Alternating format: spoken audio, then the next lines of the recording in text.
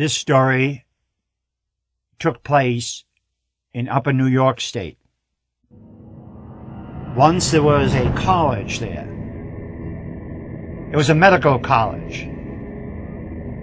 Sometimes they would take bodies of people who had died in New York City.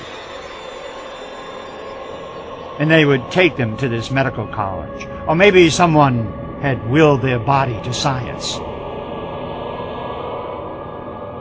This story that I'm going to tell you took place a number of years ago. And because of what happened, the medical school had to close. And now ivy crawls the walls, and no one is there. You know how it is in many colleges. Sometimes they have their students do different things. I remember when I was in college, my freshman year, I had to wear a little beanie. And we could never be caught without that beanie. And we had a rope pull across a lake, a small pond or a lake. And if we pulled the sophomores across the pond, we could take our beanies off. But if they pulled us across, we had to wear our beanies for the rest of the year. And sometimes you've heard of other things too. Things even worse, where maybe someone has been taken out into the country and maybe their clothes taken off or something else, and they've been told to go back on their own.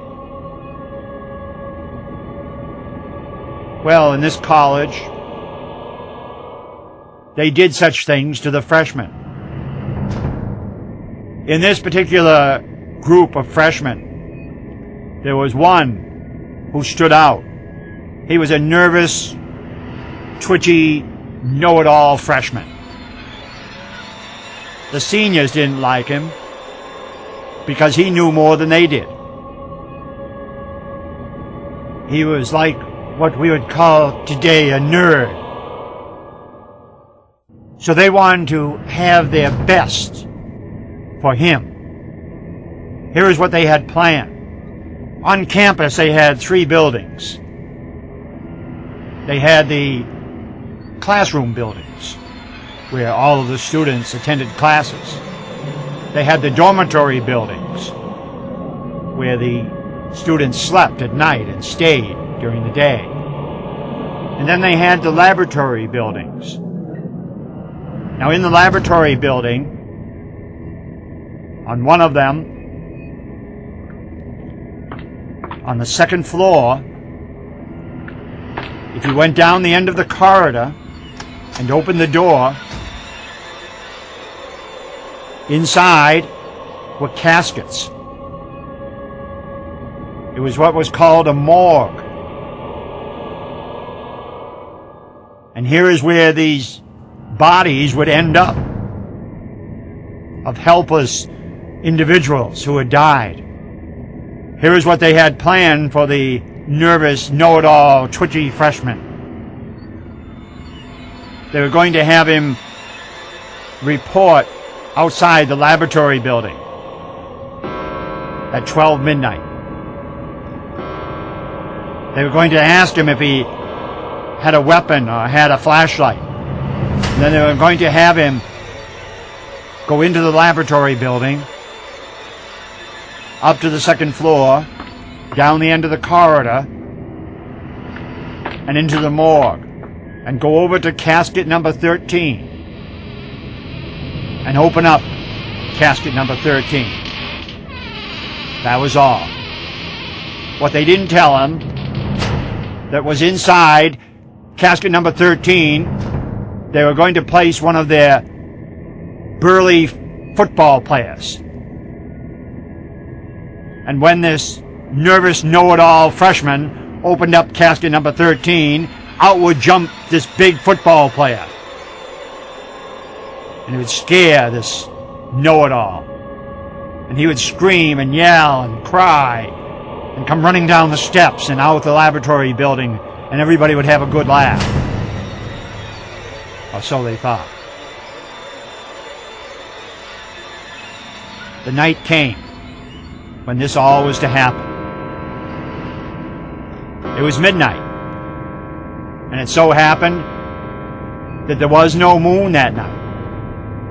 It was a dark and cold night, and they had made sure that they had shut off all the electricity in all of the buildings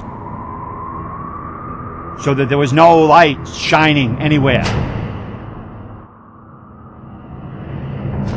They told the nervous, know-it-all, twitchy freshman what he had to do. And they asked him if he had a flashlight or had a knife, and he said no.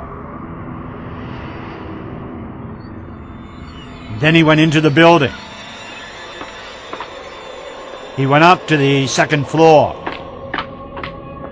or so they thought. They watched and waited outside.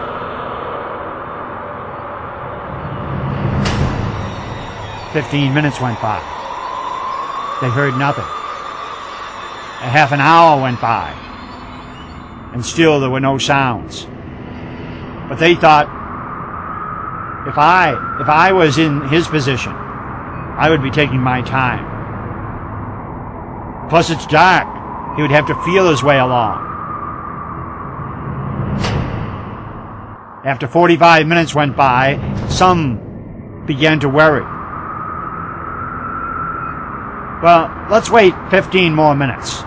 If we don't hear anything in 15 more minutes, then we'll do something. 15 minutes went by, and still nothing. No sound, nothing. So they sent one person back to get flashlights.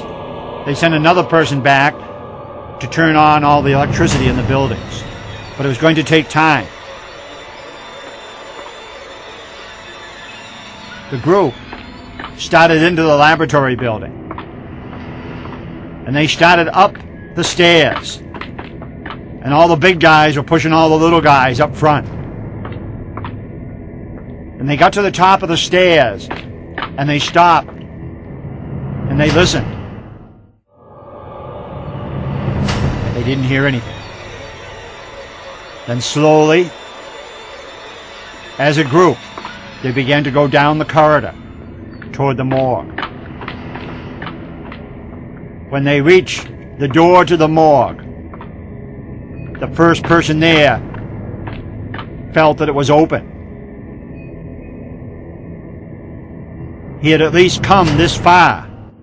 Maybe even now he was inside.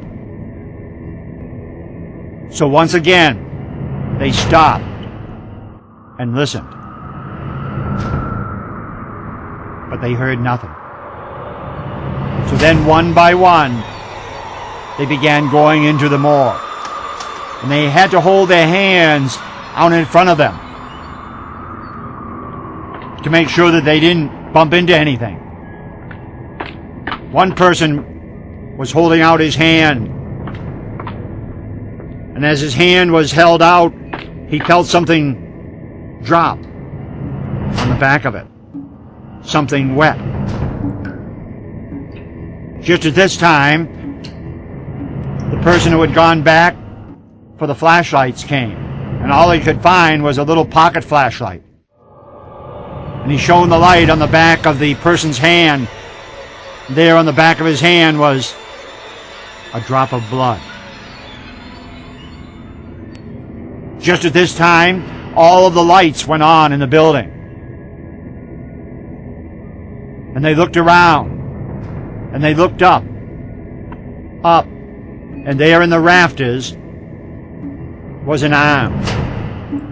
Just an arm, dripping red blood. They looked all around the rest of the morgue, and they saw all parts of a body, all thrown about. They went over to casket number 13. They opened up casket number 13, and there inside was this nervous, know-it-all, twitchy freshman with a knife in his hand. They had to call the police.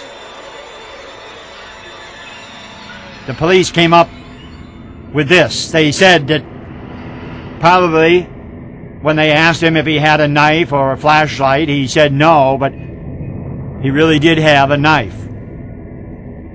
It was just a pocket knife, but it was a knife for protection because he was nervous and all. And when he went up into the morgue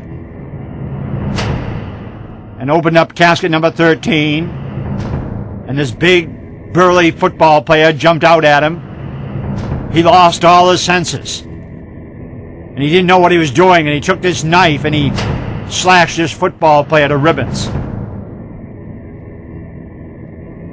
And then he took the parts of the body and threw them around the room, still not aware of what he was doing.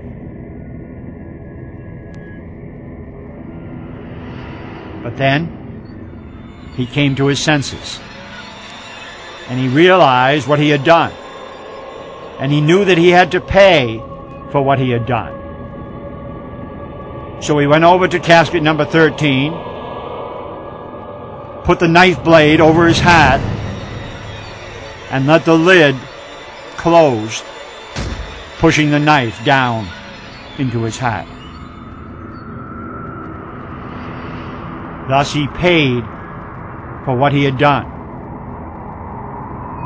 Since that time, the school has been closed.